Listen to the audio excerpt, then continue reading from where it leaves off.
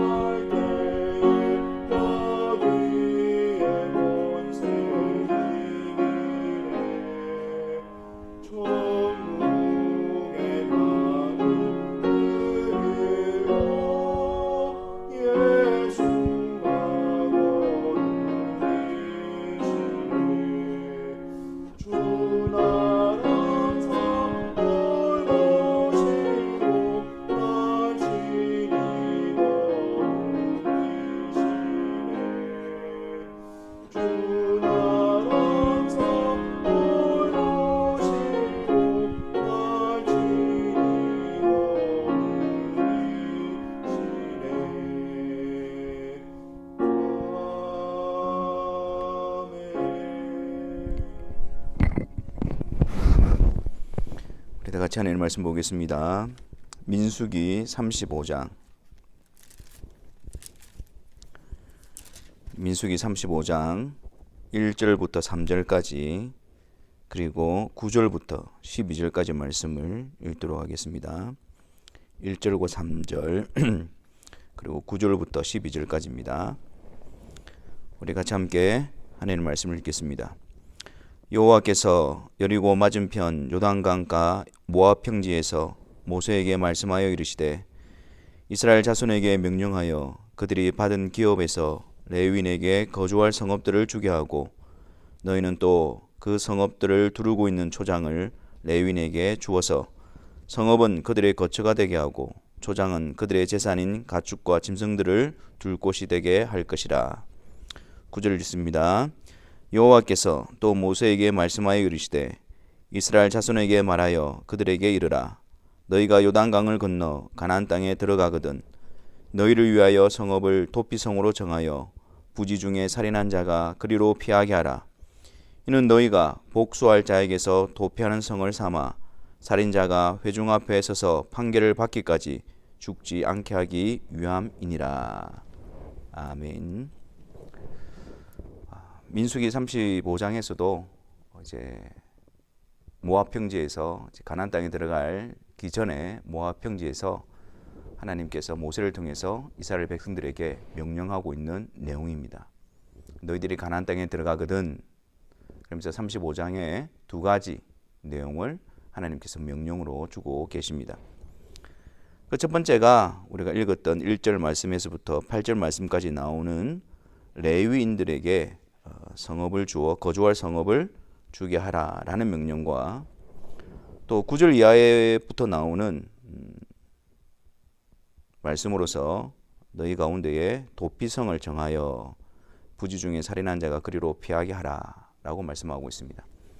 즉 레위인들을 위한 것과 또 도피성을 만들라라는 것이 가나안 땅에 들어가서 지켜야 할 두 가지 내용인 것입니다.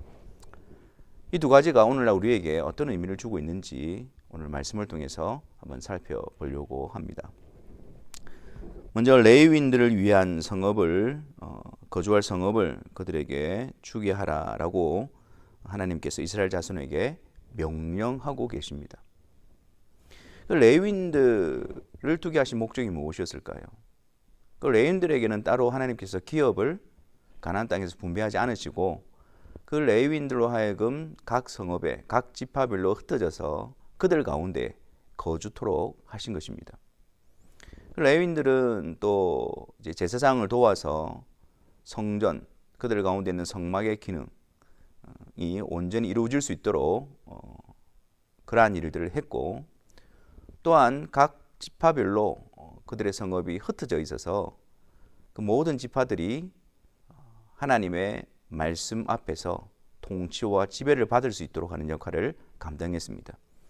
그래서 보통 때에는 그 성읍에서 각 지파들에게 율법을 가르치고 그들로 하여금 하나님의 법과 말씀 앞에서 살아갈 수 있도록 그러한 기능을 했고 또한 성막에 또 그들의 순서가 되어져서 또 성막이나 성전에 가서 봉사함으로 말미암아 그들 가운데서 성전의 기능이 계속해서 멈추지 않도록 하기 위해서 그들에게 그런 역할을 맡기신 것입니다.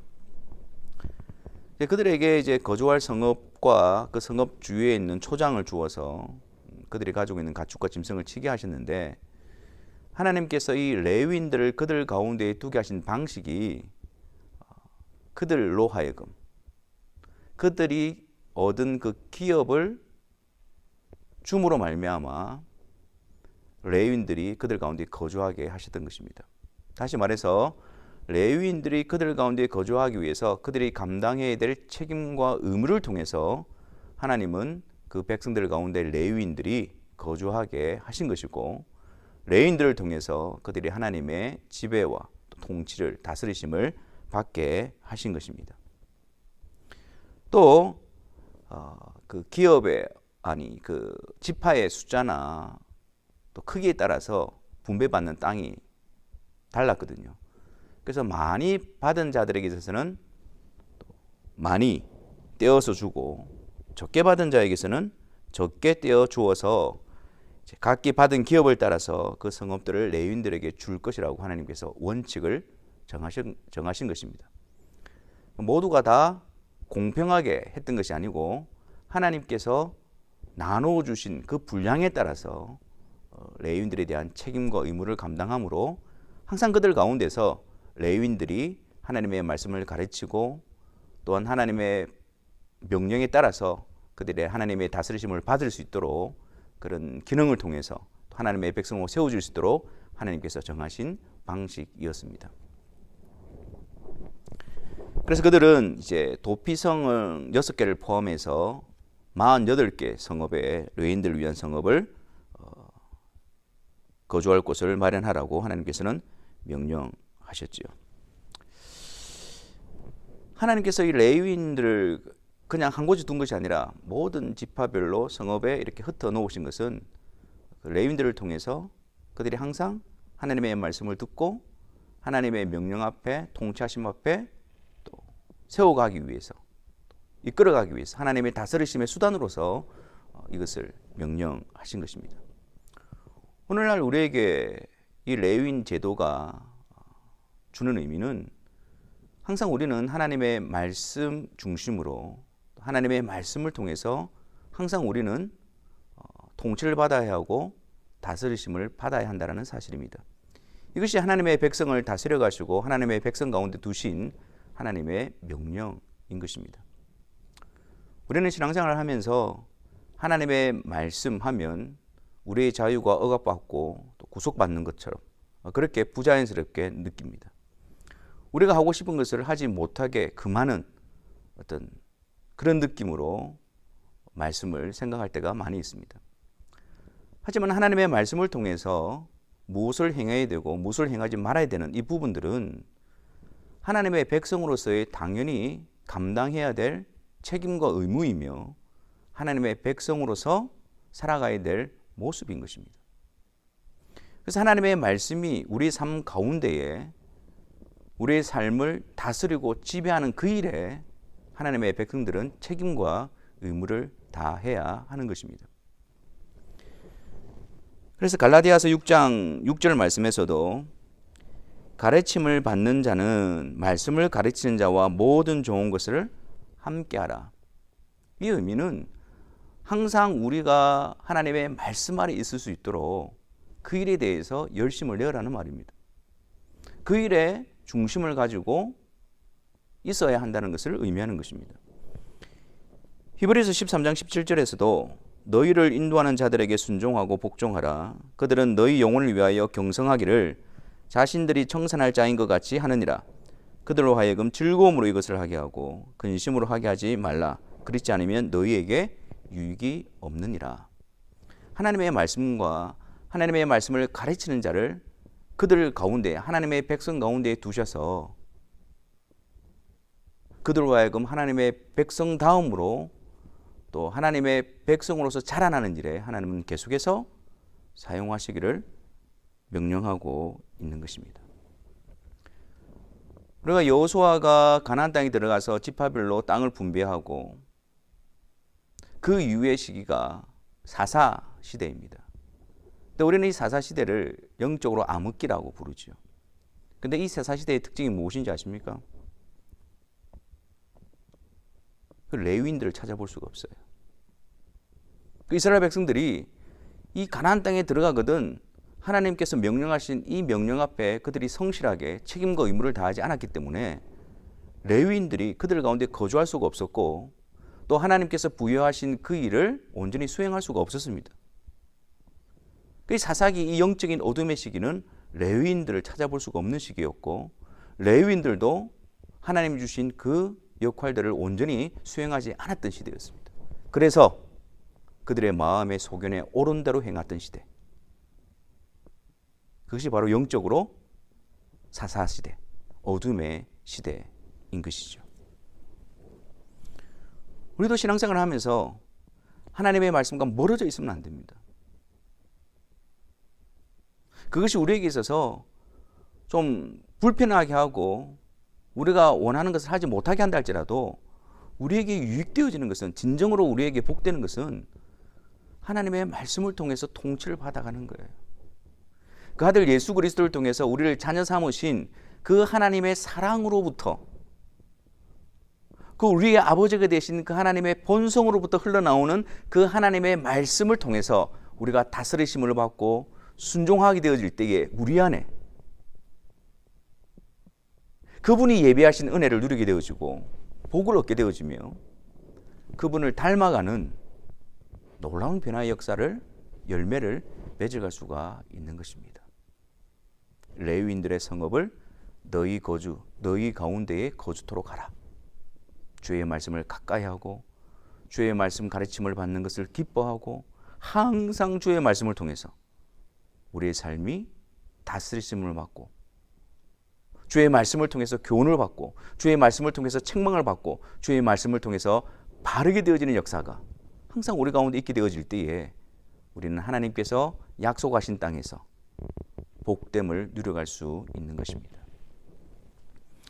두 번째, 하나님께서 가나안 땅에 들어가거든 명령하고 계신 내용이 9절에 도피성을 만들라라고 말씀합니다.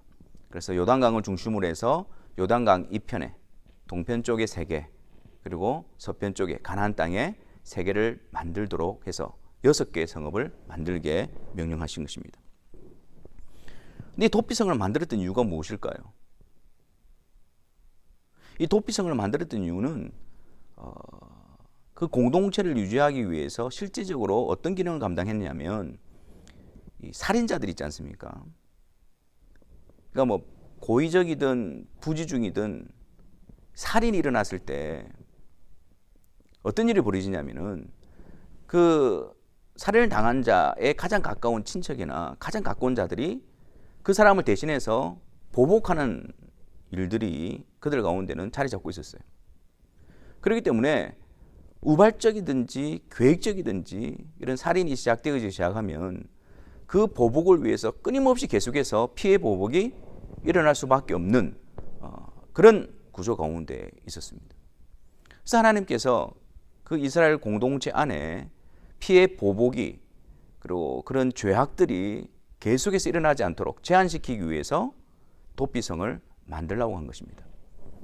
그래서 여기서 보면 우리가 본문을 보면 그냥 부지 중에 내가 실수하여 살인을 범한 자가 그 피해 보복자의 보복을 피하기 위해서 도피성으로 가는 것처럼 보이지만 일단은 모든 자들이, 살인한 모든 자들이 다 그 도피성을 피신을 했습니다. 그러면은 그 모두가 다 그 도피성에서 살 수 있었던 것은 아니었어요. 일단은 급하게 이런 그런 어떤 감정과 분노와 이런 걸 통해서 그냥 이제 보복을 하려고 하는 그 보복자를 피해서 도피성으로 나오게 되어지고 그 이후에 백성들 앞에서 판결을 받게 되어집니다. 그래서 판결을 받아서 고의로 살인을 범한 자는 죽이게 하셨습니다. 하지만 고의와 악의 없이 사고로 실수로 사람을 죽게 한 자들은 그 판결을 통해서 도피성에 머물도록 했습니다. 그런데 그 도피성에 머물게 하면서 거기 그 해 대제사장이 죽기 전까지는 그 도피성에서 나와서 가족에게로 돌아갈 수가 없도록 했습니다.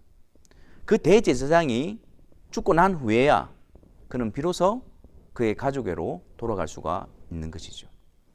아무리 실수로 의도 없이 살인을 저지르다 할지라도 그 피해자의 가족이 받는 상처는 굉장히 크고 깊었을 것입니다. 그런데 부지중에 그렇다고 해서 도피성에 피했다고 해서 그냥 그 사람을 내어줘서 가족에게로 일상생활로 돌려보낸다면 아마 그 피해 가족은 그 받는 어떤 그런 감정적인 어떤 상처가 굉장히 깊어지게 될 것입니다. 이런 여러 가지 부분들에서 보호하기 위해서 서로를 배려하고 또 이런 우발적인 어떤 또 다른 어떤 범죄를 막기 위해서 도피성에서 머물게 한 것이었습니다. 그래서 이 일로 인해서 이스라엘 공동체 안에 피해 보복이 계속해서 연쇄적으로 일어나지 않도록, 번져가지 않도록 도피성을 통해서 하나님께서는 그들 가운데 판결을 통하여 그런 질서를 잡아 갔던 것이죠. 그런데 이 도피성은 단지 이런 사회적인 기능과 실질적인 기능을 감당하기 위해서만 주신 것은 아닙니다. 이 도피성을 통해서 볼 때 영적인 기능, 그리고 이 도피성을 통해서 우리에게 보여주시고자 하는 의미가 있습니다. 여러분 한번 보십시오. 이 부지 중에 살인한 자가 도피성에 머물러 있는 기간, 그리고 그 도피성으로부터 나와서 가족에게 돌아갈 수 있는 조건이 무엇입니까? 거룩한 기름 부음을 받은 대제사장이 죽기까지, 즉 대제사장의 죽음과 그가 도피성에 나와서 자유를 얻게 되어지는 것과 맞물려져 있습니다. 그 전까지는 다른 어떤 방법으로도 그가 도피성에서 나올 수가 없는 거예요. 대제사장, 여러분 이것은 무엇을 보여주기 위해서 하나님께서 이런 장치를 허락하신 것일까요? 왜 하필이면 대제사장이 죽어야만 그가 사로잡고 있는 죄로부터 나올 수가 있게 하신 것일까요? 대제사장, 우리에게 있는 대제사장, 바로 예수 그리스도. 그 예수 그리스도의 죽으심으로 말미암아 죄로부터 해방되어지고 자유케 되어진다는 사실을 담고 있는 것입니다.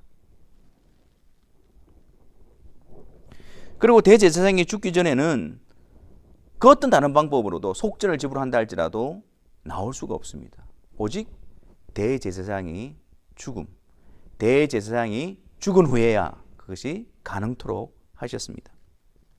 아울러 도피성 지경 밖으로 나가면 그 피해 보복자들이 그를 죽이게 되더라도 그에 대해서 죄를 묻지 않게 했습니다. 다시 말해서 거기를 벗어나게 될 때, 그리스도를 벗어나게 될 때 예수 그리스도 외에는 천하의 구원 얻을 다른 이름을 주신 적이 없느니라. 그래서 이 부분을 통해서 하나님께서 대제사장으로 보내실 예수 그리스도로 말미암아 하나님의 백성들을 죄로부터 건져내시고 해방시켜 주신다는 그 놀라운 하나님의 복된 계획을 담고 있는 것입니다. 계속해서 여러분 33절과 34절 말씀을 보십시오.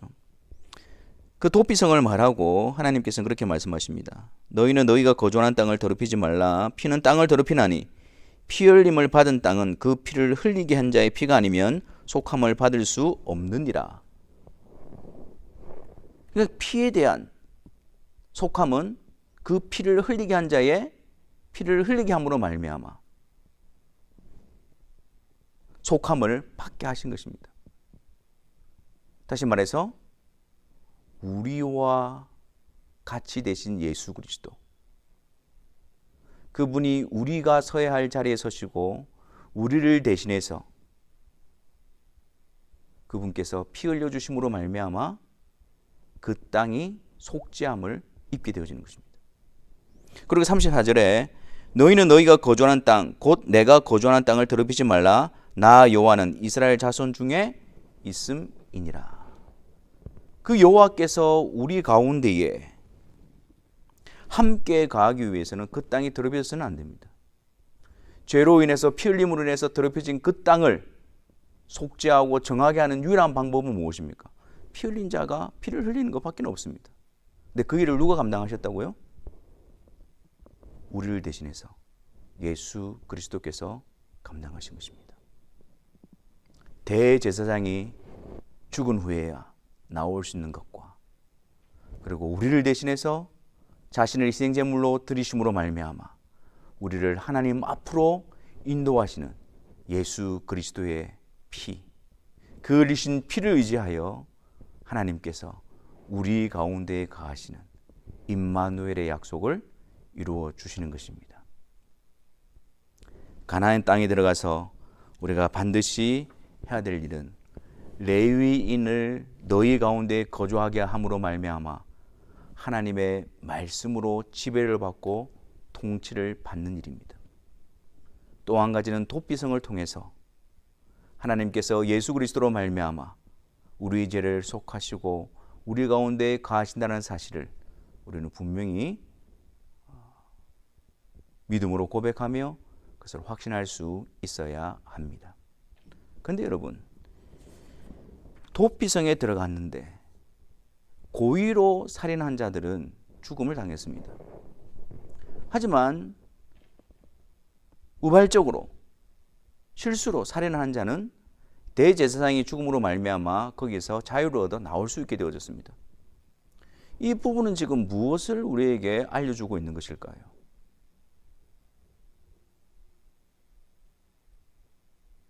예수 그리스도로 말미암아 속죄함을 입은 자들은 여전히 고의적으로 죄를 범할 수 없다라는 사실을 알려주고 있습니다. 여러분, 고의로 살인한 자들을 좀 더 구체적으로 본문에서 말하는 내용을 보면 이렇습니다.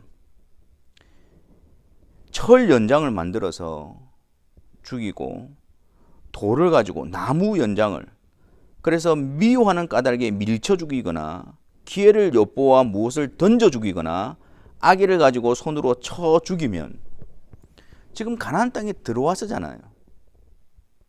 그리고 하나님의 백성으로서 하나님의 다스리심과 통치 아래 있는 상황이잖아요. 근데 그들에게 일어난 모습이 무엇입니까? 그냥 우발적인 살인이 아니었어요. 그 미움과 그 죄악과 그 원한과 그 분노가 그 속에서 계속해서 자리 잡게 되어집니다. 그것이 구체적으로 계획적으로 드러날 수 있는 동안에 그는 그 어떠한 제재도 간섭도 받지 않습니다. 그리고 그 일을 행해버립니다. 하나님이 들어가게 하신 땅에서 살아계신 하나님을 알고 있음에도 불구하고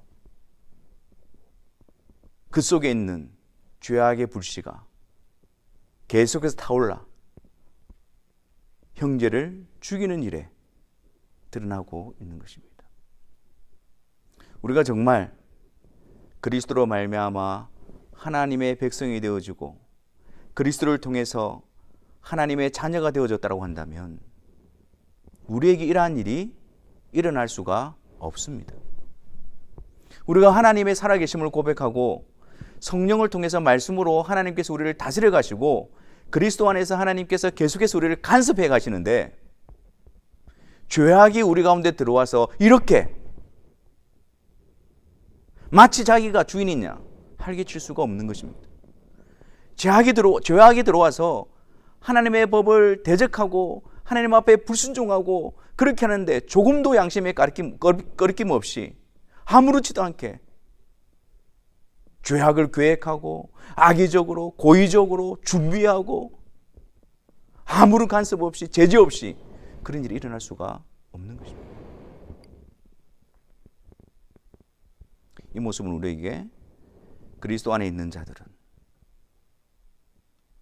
물론 죄의 유혹과 그런 일들이 들어오지만 하나님의 다스리심과 통치하심 아래 있기 때문에 그는 그 죄로부터 구별되어지고 그 죄를 거부하게 되어지고 미워하게 됨으로 말미암아 더 이상 고의적인 악의적인 계획적인 그런 죄악을 범하는 자리에 머물 수가 없다라는 것입니다.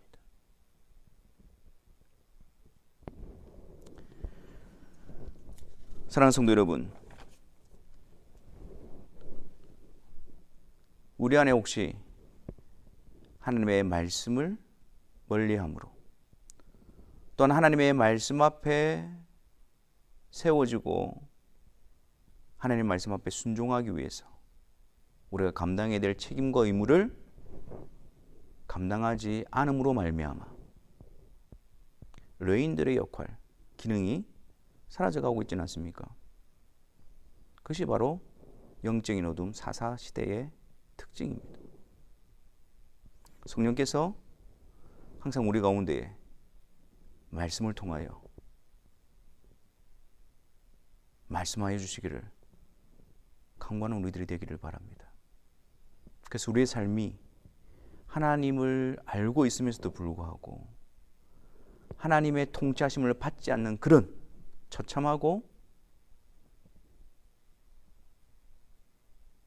가난한 신앙생활에서 벗어나 하나님의 땅에서 그리스도 안에서 하나님이 우리의 아버지가 되시고 우리의 하나님 되셔서 신실하게 성실하게 우리를 다스리시고 이끌어 가시는 역사가 우리 가운데 늘 있어지기를 바랍니다.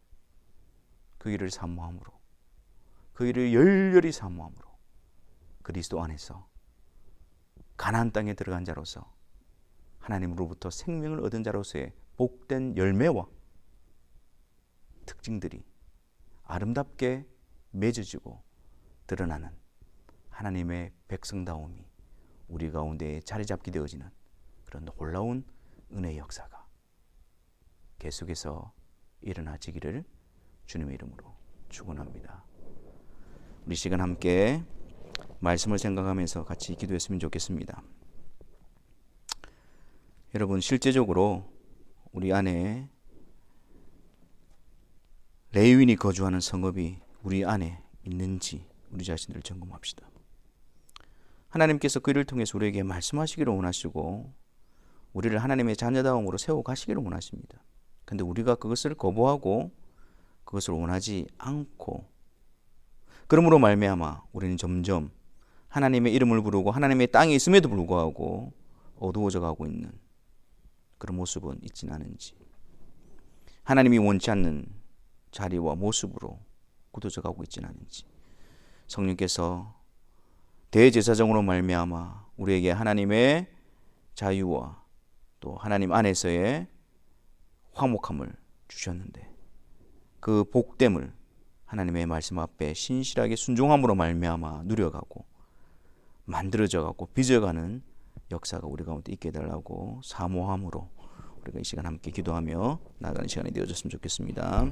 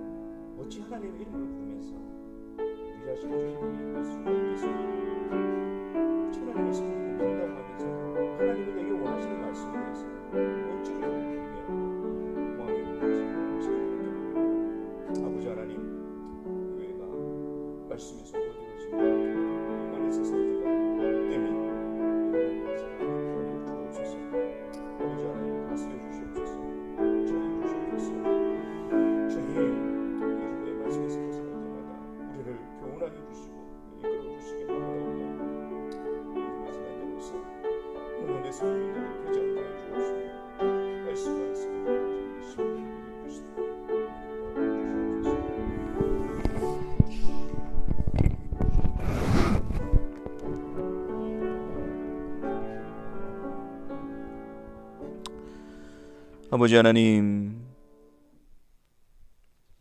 우리 안에 성령께서 말씀을 통하여 하나님의 음성을 들려주시고 하나님의 뜻을 교훈하여 주시고 우리가 하나님이 원치 않는 길로 나아갈 때마다 간섭하여 주셔서 하나님이 그리스도를 통해서 들어가게 하신 그 가나안 땅에서 하나님의 다스리심과 통치 아래 있는 복됨과 영광을 사모하며 누려가는 우리들의 삶이 되게 하여 주옵소서. 하나님의 땅에서 하나님의 이름을 부르면서 하나님의 말씀에는 관심이 없으며 또한 하나님의 말씀에 벗어난 삶을 행하는 저희들이 되지 않도록 하여 주옵시고 그 땅에 심겨진 의의 나무처럼 그리스도로 말미암아 하나님을 닮아가는 아름다운 열매 맺는 자로서 저희들이 살아갈 수 있도록 은혜를 다하여 주옵소서. 이 일에 열심을 내게 하시고 책임과 의무를 다하게 하여 주시고 이 일에 간절함으로 사모함으로 세워지는 우리 모든 성도들이 되게 하여 주옵소서. 예수 그리스도의 이름으로 기도하옵나이다. 아멘. 우리 주기도문으로 수요 기도를 마치도록 하겠습니다.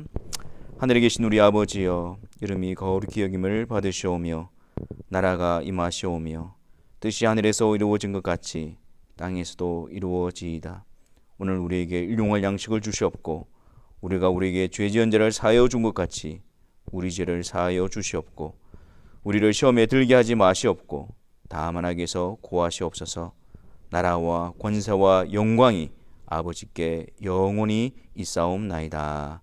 아멘.